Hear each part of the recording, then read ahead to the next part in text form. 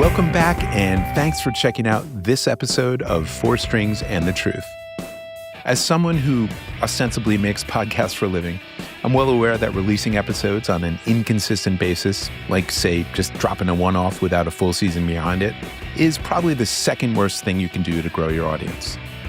Releasing no episodes is even worse. So, in the spirit of keeping things humming, I'm pleased to present our first ever live in the room interview with Damien Sayell, who plays bass for UK-based trio Mclusky and has done so since the late 20-teens. As a young lad of 18, Damien was captivated with the band's 2002 album, Mclusky Do Dallas. It's a front-to-back ripper featuring songwriter, singer, guitarist Andy Falco Falkus and original bassist John Chappell. Current drummer Jack Egglestone joined the band a year later and is just incredible. In the years since its release, Mclusky Do Dallas has attained this mythical reputation, and it still makes up, I'd say, the bulk of the band's live set.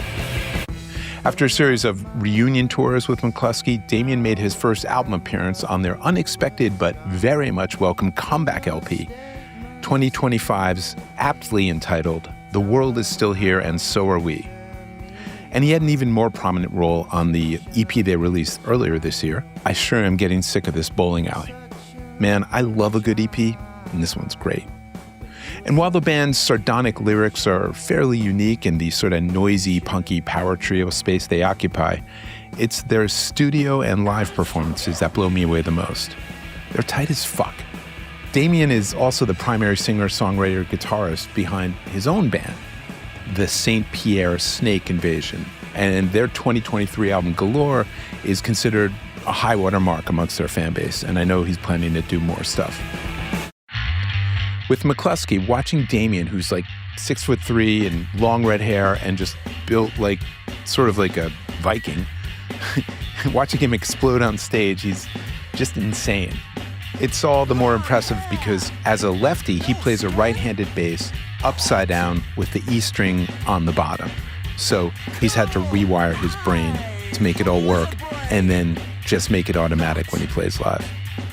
And if you were watching him play, you might think, wow, I wonder if that guy would really want to sit down a couple hours before he plays a big New York show and have an in-depth conversation about bass. Well, he did, and he was really chill about it. It's actually not that surprising. I mean, he's a 40-something father of three, and he told me he actually looks forward to returning to his day job in Bristol in the UK, which consists of helping disadvantaged youth get better job training. So, bassist with a heart of gold, a story you've heard before. Given the green room environment, you might hear some chattering of his bandmates, but I think the audio came out pretty well. So I hope you enjoy this, and we're looking forward to doing many more.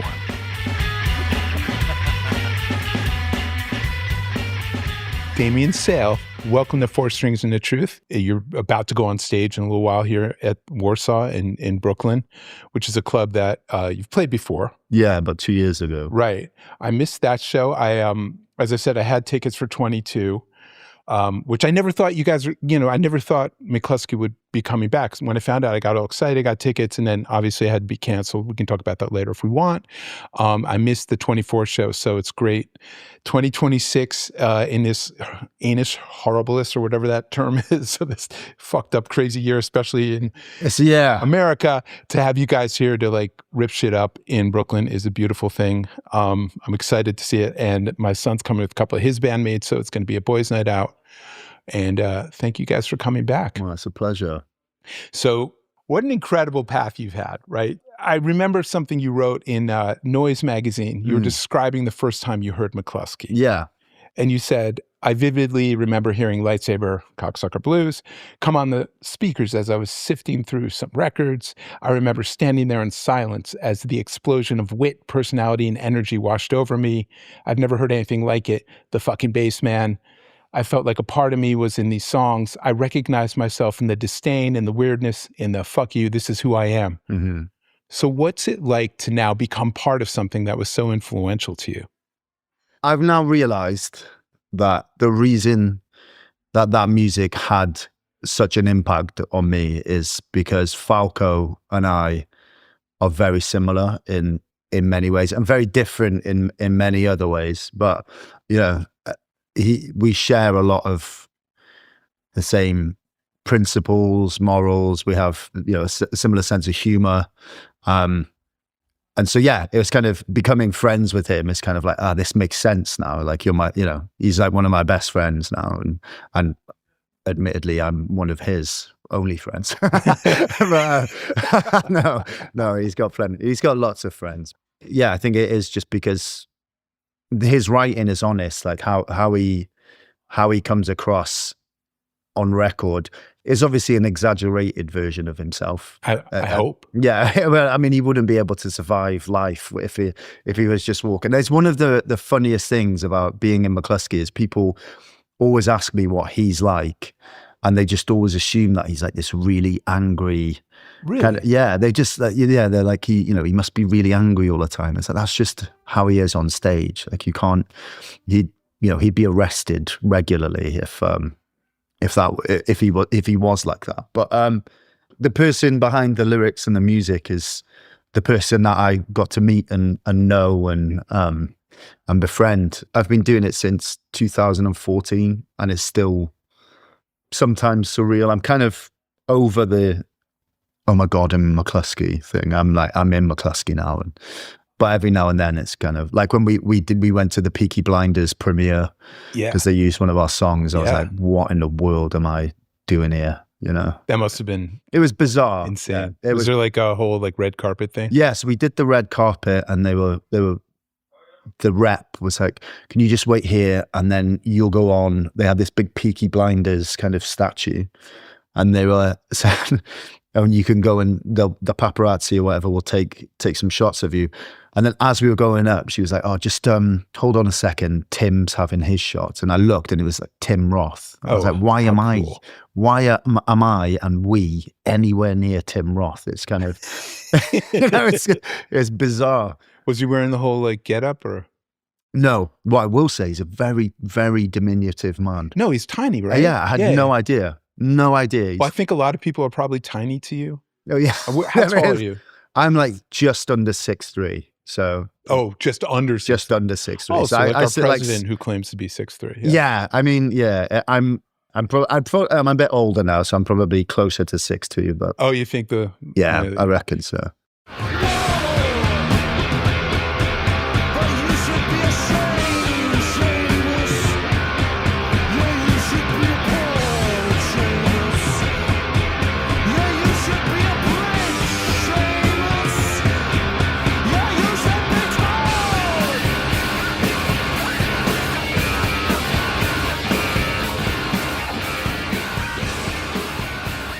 I've heard you say previously that You Should Be Ashamed, Seamus, which is on Mclusky's third album, the one right after Mclusky Do Dallas, is like one of your favorite songs by the band. Tell me why. Watching Mclusky, I saw Mclusky 4 or 5 times, I think, before they split up. And I just remember seeing that song and it just being ferocious. And it was so removed from Do Dallas, it took on this... There was this darkness to the third album that wasn't present in the second one, but it was still kind of funny. The lyrics were engaging. And that intro, I don't play bass on that for about a good minute. And so that's why you like it. Yeah, so exactly. So I just get to, it's a break. I get a moment to kind of stand on stage and like look out. And, I remember when we played here last time, just looking out into this massive room, or massive for my standards anyway. It's a big room. Yes, it's over 1,000 people. Exactly. Like Falco's been making jokes about, bigger bands than us would call this an intimate venue. This is a huge venue for me. Like it's incredible. But to look out at a room this size, in a country I'm not from, playing music in a band that I wasn't an original member of, that's my favorite band. That song just kind of creates this little bubble for me to kind of be present and look out and go, what the fuck are you doing here, man? Like, how the fuck have you got here? Like this kid from like a small town in South Wales, and I'm in New York with, people, musicians that I've admired for a long time in the audience, you know, watching. It's like sure, and opening for you. I yeah, mean, of course. Yeah. do you guys have a role? Like, I mean, Pile's opening tonight. You had Echo Yeah. Astro, who are amazing. Yeah. Do you guys like kind of put your thumb down and say, we Well, want these guys? I have been a Pile fan for a very long time, and for some reason I just I didn't think to ask, but they released a single called Born at Night, which admittedly the first time I heard, I cried, because it was just, there's just such a beautiful song and well written and so powerful that I felt really overwhelmed by it. And I messaged Jack and Falco. I was like, why don't we just ask Pile to do some of these shows, man, or if not all the shows? And then they reached out to our agent. Turns out that Rachel, who works at our booking agency, used to live with Pile during COVID, which we had no idea. And that's amazing. They kind of, I think they're fans of the band, so they were like, yeah, absolutely. And so it's been great. It's been great meeting a band that you respect and admire, and they're the nicest people ever. Really, really, really lovely people. And they'll all of hopefully say the same about you guys. So it's always great when you have a good experience for bands, when you're opening for people, and for sure, the headliners are actually human beings. Yeah, I think, you know, I was just speaking to Rick earlier, and we were both kind of like, it's nice in here, isn't it? Like, yeah, this backstage is pretty nice. It's like it's pretty swanky. It's about the size of a Brooklyn apartment, but it's and well decorated. Yeah, it's lovely.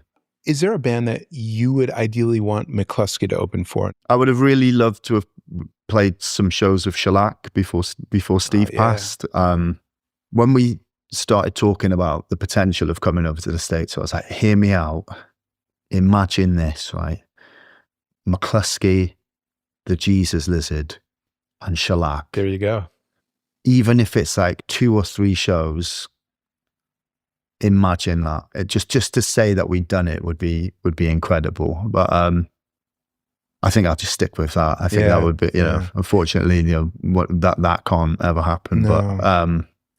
But yeah, we've talked about maybe doing some shows with the Jesus Lizard, if I can keep David Yao off me. So yeah, I saw them last year. I spoke to David Sims for the podcast. Nicest guy in the world, mild-mannered accountant, does the band's books. Yeah, it's crazy, isn't it? And saw them at Brooklyn Steel, I believe, and it was impeccable. Yeah, they sound-wise, just hadn't lost a step.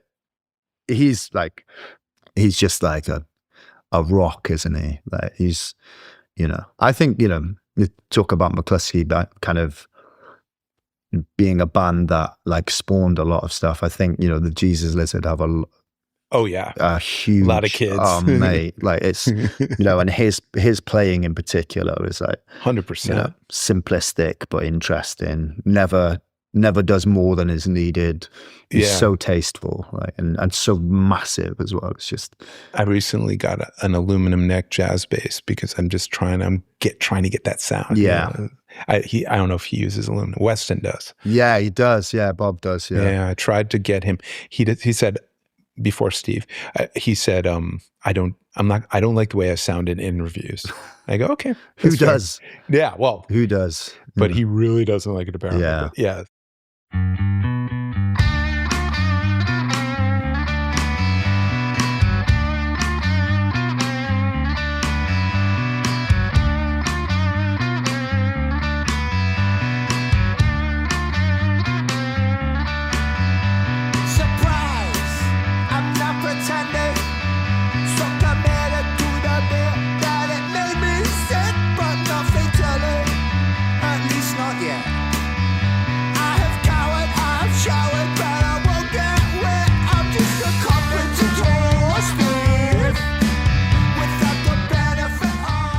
It's funny though, because it seems like your pun intended baseline sound is always a bit overdriven. Yeah, right? yeah. But then there's some stuff even on this. The World Is Still Here. So are we? I was thinking about this song, "The Competent Horse Thief." Yeah. Totally different to my ears. Totally different tone. Yeah. And also part. Yeah. I mean, it's really beautiful and lyrical. It's almost like you stepped outside of what people would expect from a Mclusky bass line and did something very different. With that song, I think there's that song and Not All Steeplejacks, which are a little bit more subdued. And I think that happened because between the three of us, we've released, so many albums. And, right. And when we write, initially you write a batch of songs and you want to try and write singles, or you want to try some, you know that you need some heavy, fast songs.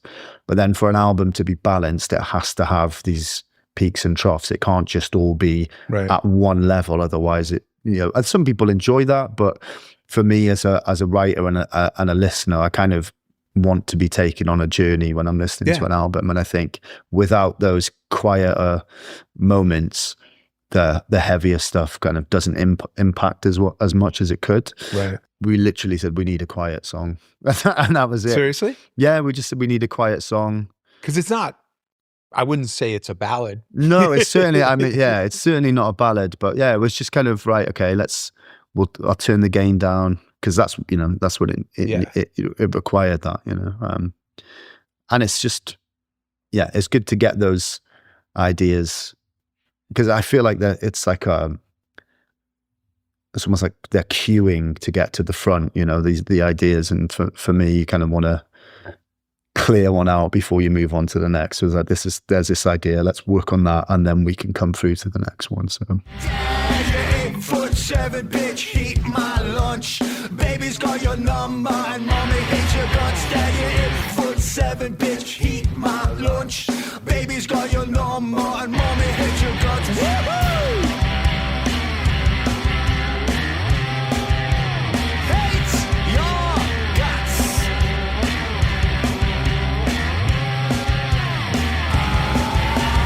In the piranha was another piranha, and in the piranha was another piranha. In the piranha was another piranha. Yeah, so what is it like in the room then? Because you have Andy and Jack played together 20 years, written songs together for 20 years. You have St. Pierre Snake Invasion, which you were the primary songwriter. Yeah. You released an incredible album, Galore, in 2023. In the same universe as Mclusky. I don't even have a word for what it is because I don't want to insult you by throwing genres at you, but it's a different approach than what he does. But if the three of you, and my understanding is you do get together and rehearse, but not all that frequently. No, we don't. So yeah, because Jack lives in Cardiff and we live in Bristol. So we all have children. So what that entails is one of us. So either Jack comes to Bristol and we rehearse 9 till midnight, or I'll drive myself and Andy to Cardiff and we'll rehearse from like 7 till 11 o'clock or something like that. It's kind of weird, like writing that late at night because I'm usually in bed by then. So it's kind of, But do you walk in with riffs that like you've been working on? Sometimes. So there's like As a Dad was a song that I kind of put together at home with the help of my son, who wrote the chorus lyrics. One of the best choruses. Bless him. And then I Know Computer was something that I put the drum beat and the bass line together, and then we went in. Do you write like you program drums? I program drums, and because that's how I write for St. Pierre, because we don't have time to get in the room at all, so I just kind of like map everything out and then go, what do you think of this? And they say no or yes. Oh, so you don't just write, you also do all the arrangements and the parts for all the instruments? Yeah. So you'll probably have a lot of opinions about the new songs and stuff when they come out for Mclusky. Yeah. So that's it. So I which is the difficult thing. So they're used to writing as a collective and I'm really not. And that's been for me, it's been a learning experience to kind of be open to other people's ideas because I've worked exclusively as like a soul composer, for want of a better word. I mean, like I'm wrestling. The only person I wrestle with is myself, whether or not it's good enough, or whether something's in the right place, or if a song has gone to where it needs to go, or if it needs more, texture or stuff taken out. And so my natural reaction is to think that my ideas are the right ones, Of course. So and that the ideas that other people have come up with are, can be explored, because I'm very kind of quick at home. If I know whether I can write something off a riff or not, And with Mclusky, the beautiful thing is that there are often times where like Andy will start a riff, or Jack will start a riff, or I've started something, and we're taking it somewhere to see, is there something in this? I'm pretty quick. I think I'm pretty quick at knowing whether or not something is good enough. And there have been times where we've just stayed on an idea that I've thought perhaps didn't meet the mark, and then lo and behold, there's a song there, and it's really good. So I think it's been really beneficial for me to have. So teaching you to stick with something, even if your initial impression was, I don't know if this is exactly, to let an idea breathe and take it to its conclusion. And often it is the case that my initial reaction is right, and the three of us at some point go, there's nothing there. Oh, he was right. Yeah, but they would never say. I mean, they would never admit that. But you'll never get the credit for that. No, and you know what? I mean, I shouldn't, but yeah, I think it's been great. Like you're never too old to learn stuff, right? And about yourself and about music, and well, hopefully not. That's what this has been for me. A lot of people, most in fact, are wiser after time has passed. A lot of people like to be wise for a bet. Exploding kids can kill the mood if kid explosions aren't your heart's desire. Oh, mon ami, oh, chez amour, oh, foreign love, I'm shit on Skype. A lot of people like to be wise after the event. When you guys were working both on the record, The World Is Still Here, and the recent LP, the Bowling Alley EP, you were working with Anthony Chapman? Yeah. You weren't working with Albini when these guys did. Unfortunately not. Yeah. But from what you've heard and what people say about him in terms of his approach, he was very much sort of like a recordist. He set everything up, got the most incredible, created a great vibe, got mic'd everything up, and just let the band rip. Yeah. With Anthony, do you find is he more involved in sort of the iteration of the sound of things? No, so it's very much the same as there's like two ways that you can make a record, right? You can either take a photo of a band, or you can build a house, right? And so the foundations of everything is always, all of the performances are live. There's just the three of us in the room, and then we'll put vocals over the top. So you record live as well? We record. So all of the tracks, they're I think there's maybe like one or two. I think so. The Battle of Los Angeles, which is the one I sing on one of the ones I sing on the last album. Yes, I think Jack and I just put that down, bassing drums, and then Falco just kind of found what he was playing over the top of it. But primarily, or more often than not, it's we just record. Do you think you'll be doing more singing? Is it something like in Mclusky, obviously? Yeah, I think so. Or should I ask Falco? If I've got permission. I think, there's one that we recorded for the session it's strange. So that I always thought we were recording for the next album. We went in to do a batch of songs, and then we decided we release an EP. So As a Dad and I Know Computer we're going to be on the second album, and will be on the second album. And there was a song in that session that I sang and like wrote at home, and then it was the same. We put the drum and bass down, I sang my vocal over it, and then Falco added his guitar part, which is definitely value to that, because you've got a little bit more time to kind of think about where you're going to put something. And to be fair, like his guitar line in that song just lifts it. Like it's really tasteful. I mean, it's another one of the subdued songs, but I think it's good. Yeah. Do you find it challenging when you're performing live to sing and play at the same time bass? I prefer not to sing. Like I'd much rather, because what I'm looking for when I'm performing is to kind of get lost in it as much as I can without actually getting lost, And singing, you can't really well, maybe some people can, but I have to think about singing a lot, and then I'm kind of, that's all I'm thinking about is singing, and it's more it's less enjoyable. But right, it becomes the thing that you're doing, and the bass is more automated. How has Falco's hearing difficulties, which, led to the cancellation of the 22 tour. And now, he wears sort of like the Roger Miller headphones on stage. Does that have any sort of impact in terms of when you guys are writing and rehearsing together? Or is it the same setup? So we rehearse in a relatively small space, and we just don't rehearse as loud. It's like, it's like he still has his plugs in. The only noticeable challenge is like how loud he has to have his vocal through the speakers to hear himself coming through. So he doesn't have in-ears under there. Not in rehearsal, no. So but live, yeah. So are you wearing in-ears? No. And you're not wearing earplugs either, are you? I was. Damien. I know. I was. But because of what I found is yeah, let's hear it. When we came the first time, my bass was super, super loud on stage, like super loud, to the point where if I stood in front of it, I could hear it hitting me in the chest. And cool feeling, but I didn't wear any ear protection, which is really stupid. But then because of Falco's ear problems, we've had to come down considerably on stage. And Jack has the plexiglass. And Jack has the plexiglass. So Jack has to wear his own ear protection.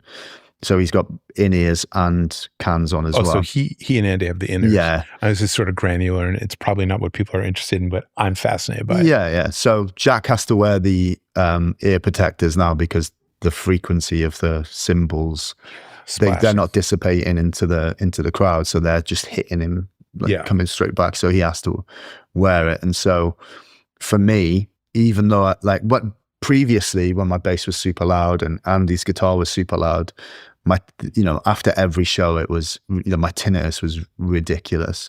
Now that it's a lot quieter, I get very little tinnitus, which is, I know is not. Go get fitted for some custom. I am gonna get some custom. I was meant to get it done just before we came out. I was gonna say, right before touring. Yeah, right before touring, and then it didn't happen. But I am more comfortable not having ear protection this tour because I know that the volume's down, and I'm going to get next. We're not on tour until September after this. Yeah. And I'll have ear protection. I'll have some. And you're playing bigger venues where you can get more specific with the monitors and stuff. Exactly.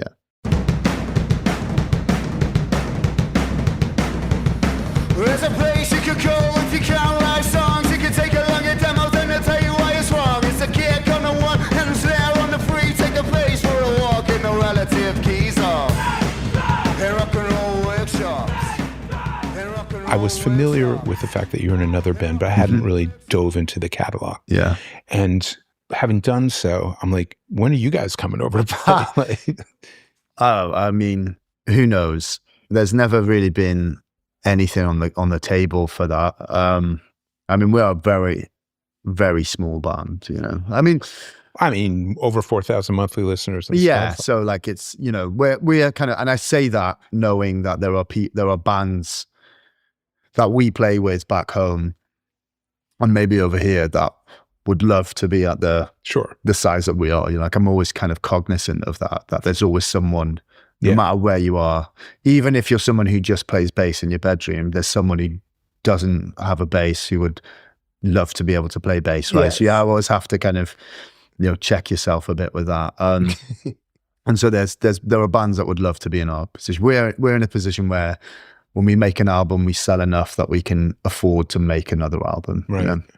Do you gig in England? We do. We get to go, we do Europe a little, but Mclusky has been the kind of the priority for the last couple of years. So we haven't done as much, and the other people in the band have their other projects and to tide them over. So, but I don't know. You look at the if Spotify is a identifier, but it is a kind of a pretty good public chart of how people are. Exactly. And Australia and America, we get more listens in Australia and America than we do in the UK. So I mean, we'll see. Look, selfishly, I would like to see a bit of growth. I would love for Mclusky to grow, double in size maybe, and then my profile, in inverted commas, grows a little, and then people find St. Pierre through like, who's this new guy in Mclusky? Right. Where did they find this? Well, that's dude? what's going to happen after this interview. hopefully. And then, there's a bit of growth. And even if we could get over here and play like 150 caps, I would love to do it. It's been a dream come true to come to, I've been here 3 times now with Mclusky to play, and that's a privilege. And it's not easy nowadays. They make it really hard. It's expensive with the visa. Yeah, exactly. And we do everything we can to discourage culture. yeah, decency will prevail. I think we've just got to ride it out. He is only mortal, and Well, it's him and all the people. Yeah, that's a whole other conversation. Yeah, that's a different podcast, right? But I think if I could come over here with Saint Pierre, it would be, I would dare say, I would feel it was more of an achievement than being here with Mclusky, because it's the thing you made out of nothing. Exactly. I've seen some live videos of Saint Pierre, and it's just, you're on the mic, you're front man on the mic. You're not playing guitar, you're not playing bass. No, I do a little bit of synth and some samples. I play some of the older stuff. I would play some guitar. I play a melodica awesome. on one of them. But yeah, I'm essentially the lead singer. Yeah. Is that your role? Is that the role you cherish? Is that the role you always thought of yourself as being in? No. Absolutely not. No. I mean, I moved to Bristol from Wales to start Saint Pierre. Right. And I was always just going to be the guitarist.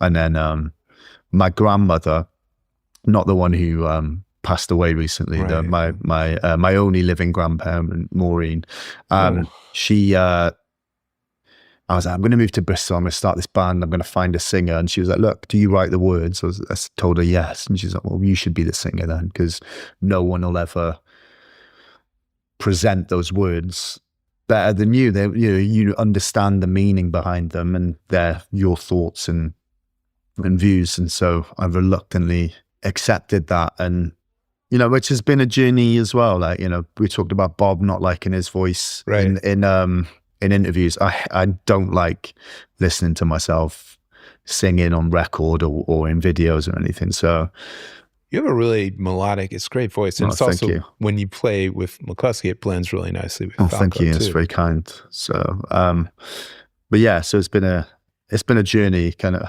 I think that word is overused. Like nowadays, you mean it though, literally. Adjacent and journey. But yeah, it's been I feel like my voice has developed over the last 16 years to a place where I'm almost like, oh, do you know what? You can sing a bit now. I give myself a bit of a break. It's like, you scream. When you scream, it sounds okay. So you find singing somewhat more intimidating, for lack of a better word, than lyric. Like you were like dialed in. Yeah, I'm the lyricist. Yeah. I mean, I was writing. I'm horrified by writing lyrics. I think really? It's so fucking hard. I think it's the same as it's no different to any type of medium. So I've a camera with me. I've been taking photos for about. Yeah, you have like a camera. I mean, your shots are beautiful online. Thank you. But how long have you been doing that? For 3 years now, I've been kind of focused on that, and it's no different. 3 years. 3 years, yeah. Another new skill. But it's no different to any type of artistic endeavor. When you pick up a guitar, for the first time, you're meant to be shit at guitar. Yeah. When you start writing, you're meant to be shit. That's part of the process. You have to be shit, and then you have to develop to a stage where you understand why it's shit in order to become better. And lyrics for me were kind of like, I was, a very sensitive kid. I'd write poetry. So I was writing lyrics and had notepads with words and silly little like exercises that I'd write down and, present to my parents who would humor me. So I was writing lyrics before I even got into music. It was always there. And this is, we moved house recently, my wife and I, and we found a book of my lyrics from when I was like 13 or 14. And like when you were packing up? Yeah. And I thought it would be like a really kind of sweet thing to like read those lyrics and go back and see what that boy was like. And let me tell you, that book is in the bin. That book is in the bin. I was like, no one must ever see this, you know. See, now your wife could be using that for blackmail material. Yeah, exactly. This is what could happen. So yeah, you know, it's just you just have to keep doing it and doing it and doing it, and then you hopefully arrive to a place where you can not want to throw it in the bin. Talking about songwriting, but switching gears a little bit, we touched briefly on Magnus's assist in writing. Yes, one of the best choruses of the year. As far Thank as you I'm very concerned. much. Did you you saw him do that, and then you started writing a song, or did you like send that video right away to Falco? No. So he was just playing around with my guitar and was singing, and he started saying, "In that fish was a fish like a wonder, and in the piranha was another piranha." In the mouth was a piranha, and in the piranha was another fish golden, and in the another piranha, And in that piranha was another piranha. And then he swallowed it, and that's the end.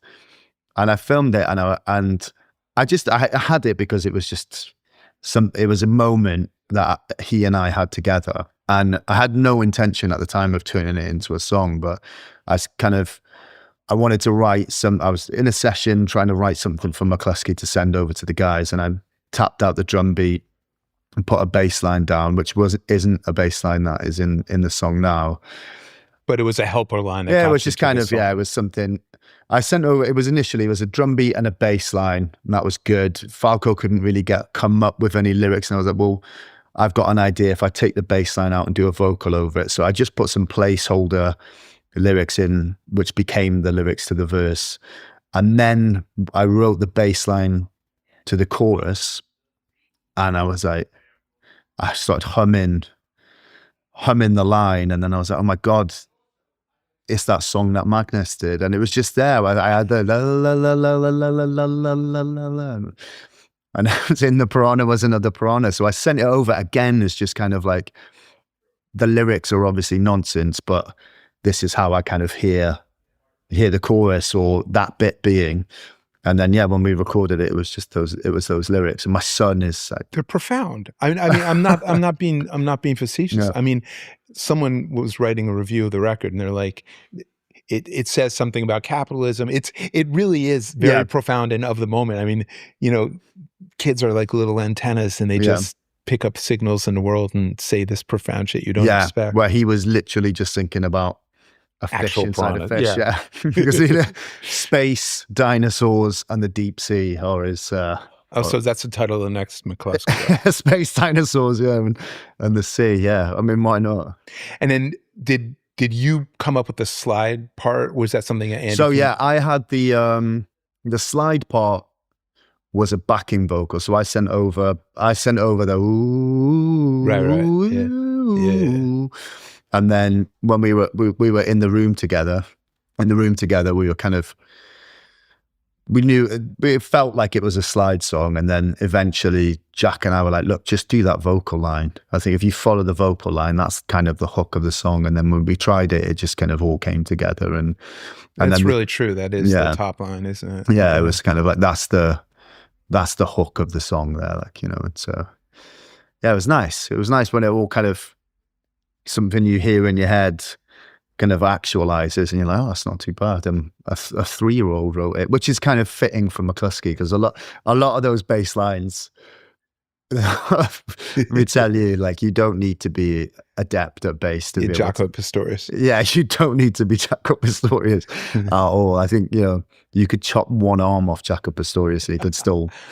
You know what though? That's the lot of the bass player, right? Like, it's do no wrong for the song. Yeah, it's like, I mean, it's always simplification is always there. And we talked about David Sims. Yeah, that's it. There's a fine line when you're writing bass lines between just having meat and potatoes, which sometimes serves the songs. Like, you know, there's nothing wrong with just sticking on the root notes, but if you can create a bass line which has almost like its own personality or character, without being like, hey, look Yeah, how, notice me. Yeah, it's kind of.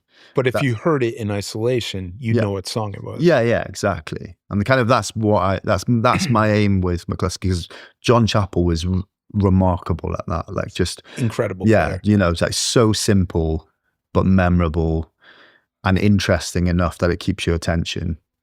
But then conversely, he was really good at just playing the root note when it needed to, and I think that's kind of, for me, that's the making. Because I can't play. I don't know. I barely know any scales.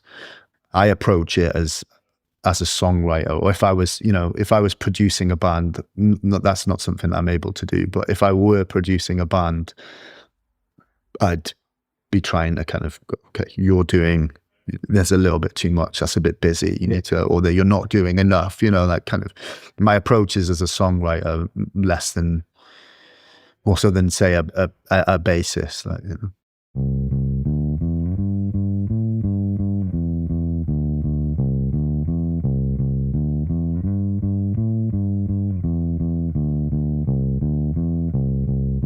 Fuck this band and the demon seed.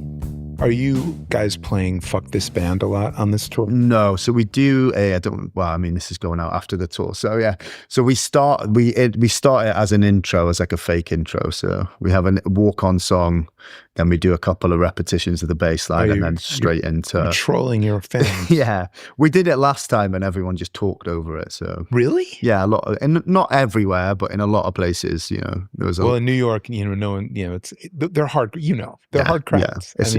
They get excited, but it's hard. Yeah. I love that song. It's a great song. I'm requesting it. Should be listening to Faith no more. You should be listening to Robert Johnson. You should be listening to the Crowns of Animals. You should be listening to Shellac and Mclusky. You should be listening to Death from Above. You should be listening to the Fold. You should be listening to the Fold. You should be listening to the Fold. To what degree do you think the fact that you name check Mclusky with Shellac in Say No to Stop Motion had any sort of role in your eventually joining Mclusky? I think without that song, I wouldn't be in Mclusky. There's no doubt about it. And it wasn't written for that purpose. It wasn't it was just I should hire you first. Yeah, I was exactly. I was just like, because the genesis of St. Pierre was, I'm going to go to Bristol and do a band that is the music that I want to hear. And hopefully, and I knew it was never going to be big, but I was hoping that, it would have some influence like Mclusky had on me. And at that time, Mclusky weren't massive or weren't as well known as they are now. And so I kind of felt like I was going to carry that forward somehow.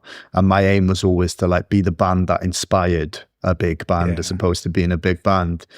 And so the lyrics in that song were just about you don't have to, if there's a there's a message, my band doesn't have a message, I don't have a message, but the subtext of that song is you don't have to follow what's popular. You can listen to all of these different artists who are singular and try and find your own voice. And I name check them as a kind of a nod and a salute to this is how I got to where I am.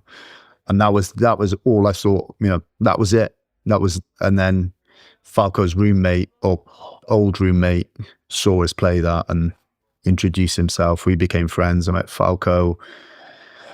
And then, we just ended up supporting Future Left. And then I think it was a year or so after that, I got the call for singing John's part. So without that song, it wouldn't have happened. That's so funny. It's so interesting how life works. Yeah. I'm going to let you, because it's getting close to gig and we're in your green room. Let me ask you one question that we do ask everyone on the show, which is, you've given up already a lot of great advice, but speak to the 13-year-old girl in Tunisia who's picking up a bass for the first time, or the 8-year-old kid who's strumming, or 3-year-old kid who's strumming his dad's guitar. What's your advice to a new bassist? I don't think they need advice. I don't think they need advice at that age. You just play. And if you love it, if you pick up a bass and you instantly know that this is something that you love and that you're probably going to be doing forever, then just play it.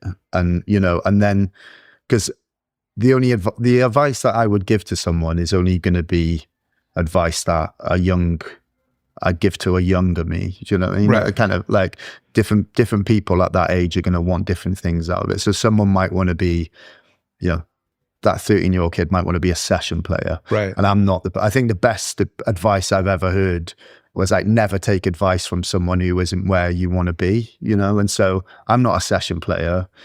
I don't know about scales or anything like that. All I know is that I found something, music, guitar, bass, that I loved and that I knew it was me. Like I knew straight away, this is what I'm doing with my life. And if that's you, then just give yourself to it. Like just give yourself to it and don't be afraid to kind of go and fail and just do anything. Like, you kind of be in different bands, listen to lots of different types of music, find what you love, diversify, and then do it because you love it or do it because you want a career. I think it's but if you love it and it's who you are, my advice doesn't matter. You just keep doing it. And if you're one of the person who just likes to play bass at home and that gives you kind of joy, that's fine as well. Like, some of my best nights are playing bass alone in my little studio downstairs. Exactly. Yeah. It's like, it's just, if you enjoy it, then that should be enough. Everything else is kind of, secondary, right? Yeah. Fantastic. Damien, thank you for all your time, especially like pre-gig. This all good. Means a lot to me. And really great to meet you. I can't wait for the show. Cool.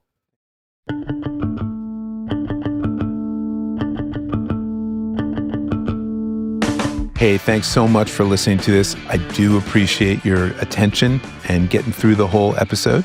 It was a little shorter than usual, but I did want to let Damien get on stage and do his thing. We're working on some new episodes. We have a couple of things in the can that require a lot of attention and editing. I'm looking forward to hearing comments, suggestions, people you want to hear from. You can write to us at fourstringspod@gmail.com. That's FOUR stringspod@gmail.com. See you soonish.